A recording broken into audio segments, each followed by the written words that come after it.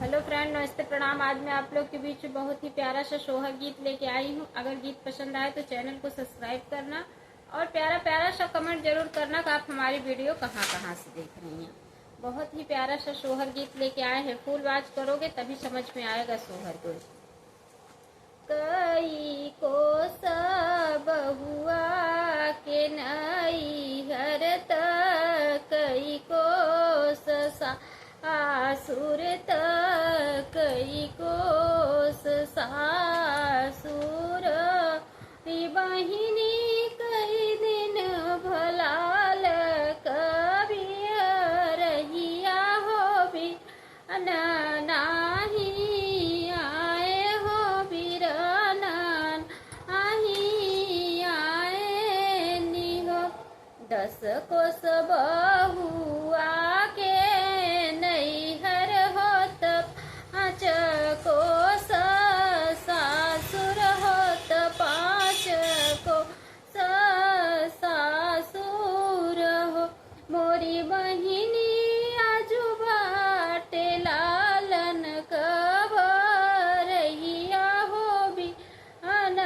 नाही आए हो बिरन नाही आए निहो नाही हम करबई छठिया नाही बरहिया नाही हो बरही आही हम गुणवा में करबई महावर हो मोरी सासू नहीं हम चऊ ए बैठब हो बिरन नाही एनी हो बिरन नाही आए निहो अरे अरे हरिहर सुगनवा हो नहीं हर मोर जाती हो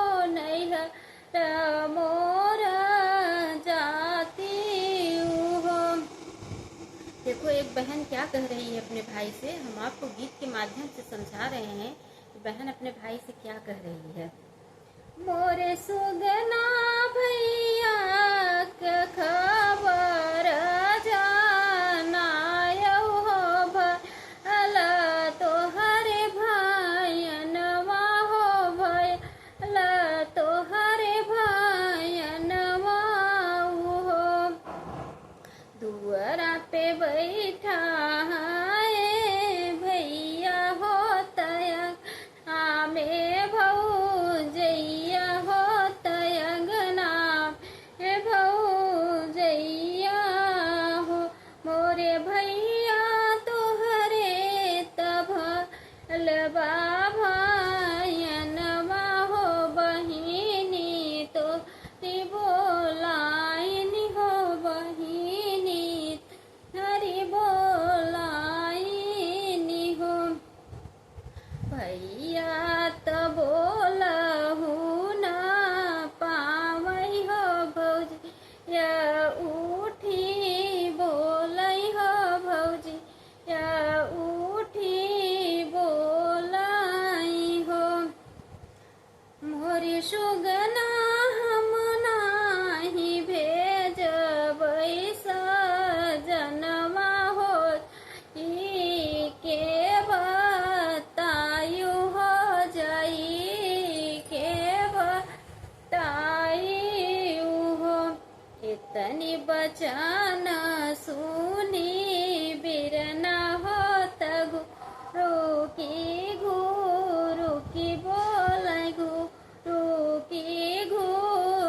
की बोलै हो मोरी धाना हम जाबै बही के देश हो बही लालन भैबा हो बहिनी लन भैबा हो आगे आगे आवै घोड़ गागर हो तब यरी महावर हो तपियरी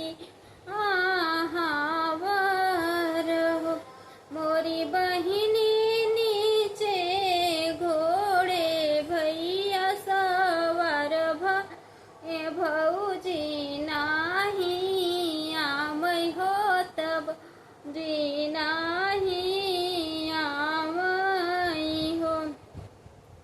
दुआरा जे पहुँचे हैं भैया हो तब ही उठी भेंट हो तब ही उठी भेंट हो। देखो अब एक बहन क्या कह रही है अपने भाई से, हम आपको गीत के माध्यम से समझा रहे हैं। मोरी सासू हम करब छठिया बरहिया हो भी न हमरे आई गए बिराना रे आई गए हो। सासू अब हम लगऊ बैरांगनवा हो चौके हम बैठब हो चौके हम बैठब हो। मोरी बहिनी जेब ने खेलावई पलंगा झुलावई जुग जुग बा